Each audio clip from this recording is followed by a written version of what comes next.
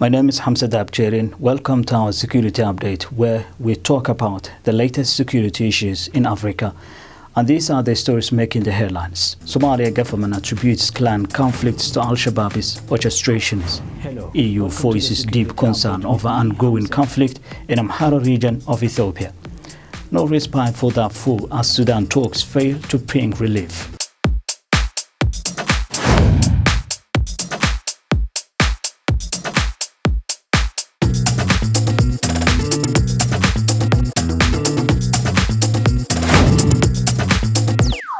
Welcome to the program. The federal government of Somalia has unequivocally pointed fingers at the Al-Shabaab group, attributing the recurrent clan conflicts in the Horn of Africa country to the machinations of this group. The government asserts that Al-Shabaab will bear sole responsibility for these disturbances. The federal government of Somalia has unequivocally pointed fingers at the Al-Shabaab group, attributing the recurrent clan conflicts in the Horn of Africa country to the machinations of this group. The government asserts that Al-Shabaab will bear sole responsibility for these disturbances. Somalia's Minister of Defense Abdikati Mohamed Nur has alleged that Al-Shabaab invests substantial resources in fomenting clan conflicts in Somalia, specifically targeting areas liberated from the group. The intention, according to Nur, is to disrupt residents and impede the ongoing anti-Al-Shabaab operations in these regions. In response to the escalating tensions, the government has issued a call to the public, urging vigilance against Al-Shabaab's aggressive maneuvers within their territories. The government's plea emphasizes the critical need to restore peace and stability in areas recently plagued by clan conflicts. The defense minister's statement comes amid ongoing clan clashes in parts of the Middle Shabelle region, leading to a tragic loss of lives and injuries, as well as the displacement of numerous individuals from their homes. In a statement, EU High Representative Joseph Borrell expressed deep concerns about the continuing hostilities, alleged human rights violations, and distressing reports of numerous civilian casualties within the Amhara region of Ethiopia. The European Union conveyed its grave apprehension regarding the protracted conflict and the rising toll of civilian casualties in the Amhara region. The statement issued by Joseph Borrell on behalf of the European Union underscores the troubling occurrences in the region where a surge in detention has been observed, particularly following the declaration of a state of emergency. The EU aligns itself with the African Union, the European Human Rights Commission, and the Ethiopian National Dialogue Commission in their shared call for the safeguarding of civilian lives and an immediate cessation of hostilities and the initiation of dialogue between the conflicting parties. Furthermore, the European Union has affirmed its willingness to offer support for any initiatives aimed at fostering dialogue, reconciliation, and a peaceful resolution to the crisis. Joseph Borrell emphasized, "We urge all Ethiopians to embrace the path of dialogue, especially within the ongoing national dialogue process, which provides a concrete and enduring framework for shaping a peaceful future for the country." The war in Amhara is an armed conflict in the Amhara region of Ethiopia that began in April 2023 between the Amhara regional forces along with the Fano militia and the Ethiopian government. Sudanese rival generals have returned to the negotiating table in Saudi Arabia, but the fighting shows no sign of easing as they wrestle to control the country's second largest city.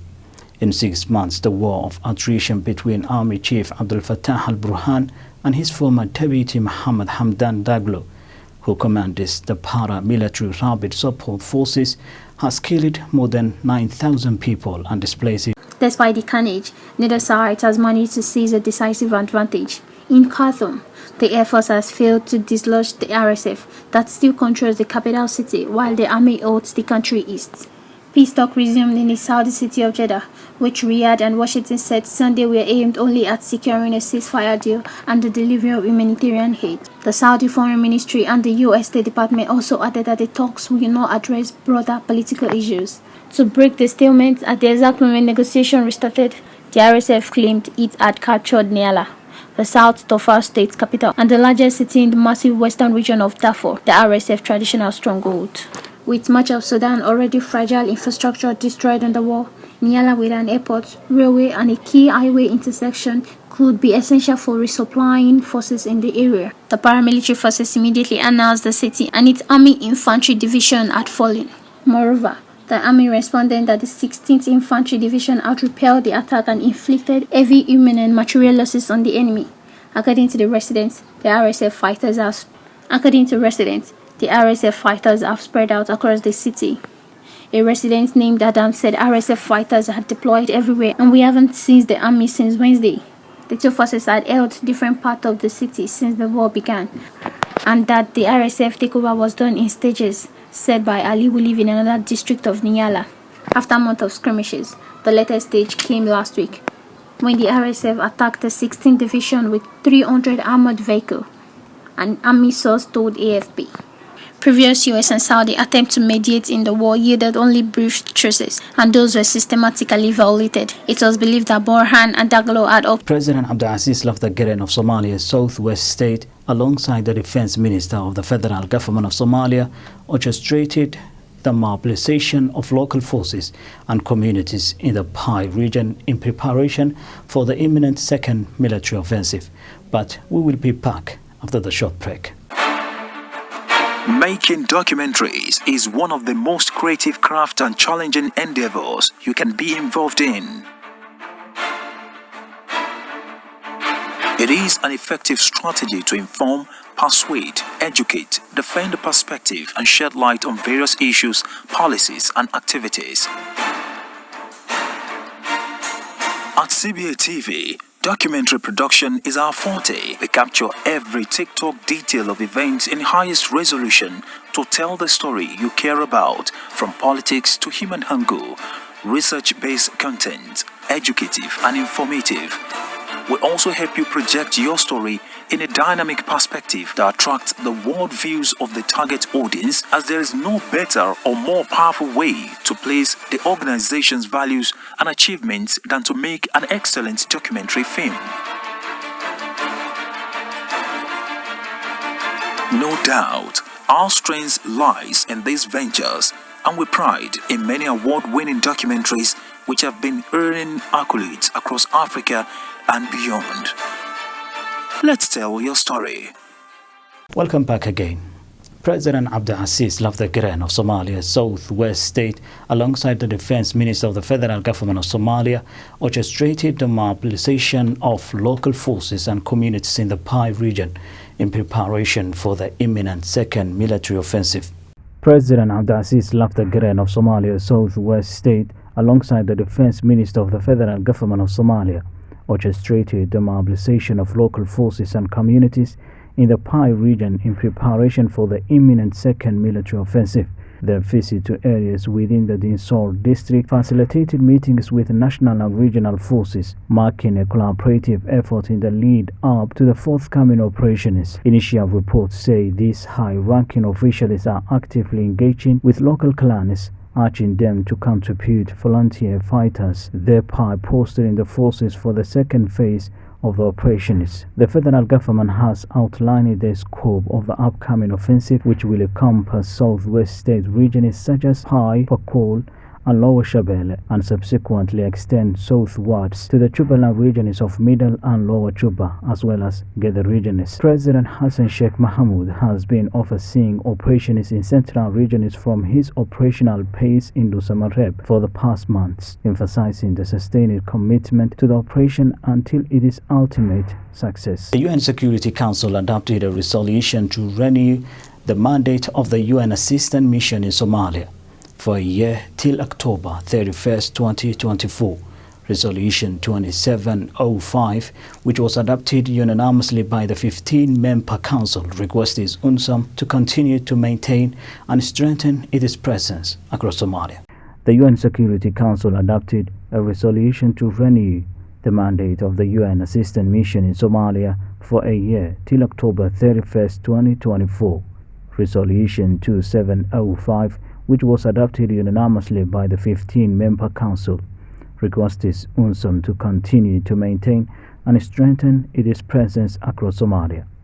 In consultation with the federal government of Somalia and Somalia's federal member states, and to continue to strengthen its cooperation with Somalia and the African Union. It encourages UNSOM to continue to coordinate UN efforts and maximize joint approaches and joint programming in relevant areas to support state building and peace building in Somalia. It recalls the recommendations of the strategic review of UNSOM and calls for the timely implementation, including planning to develop a roadmap for the eventual transition from UNSOM to the UN country team, finalizing the UNSOM staffing and configuration review, and toward a common understanding of an end state. UNSOM was created in June 2013 by the Security Council to support state building and peace building in Somalia. The African Union Transition Mission in Somalia Deputy Force Commander in charge of support and logistics Major General Peter Muteti has ended a 2-day official visit to Jubaland State to assess the welfare of troops stationed in Toble. The African Union Transition Mission in Somalia Deputy Force Commander in charge of support and logistics Major General Peter Muteti has ended a 2-day official visit to Jubaland State of Somalia to assess the welfare of troops stationed in Toble. Addressing the ATMIS personnel stationed in Toble town, Mutete expressed his admiration for the dedication and sacrifices of the Kenyan contingent serving with ATMIS. He highlighted their substantial contributions in mitigating threats posed by the Al-Shabaab and safeguarding the civilian population in the Lower Juba region. Mutete acknowledged the pivotal roles played by various ATMIS components encompassing military, police and civilian units. He encouraged them to steadfastly support Somalia in its pursuit of lasting peace and stability. Mutete also commended the troops for their robust collaboration with Somalia security forces, the local administration and the region's inhabitants. He emphasized the solemn obligation of ATMIS soldiers to safeguard lives during military operations and adhere rigorously to international laws, including international humanitarian law and other relevant conventions. And with that story of the African Union Transition Mission in Somalia, Deputy Force Commander in charge of support and logistics Major General Peter Mutete ending a 2-day official visit to Jubaland State to assess the welfare of troops stationed in Toble, will wrap up our program for this time. Thank you for watching and see you soon.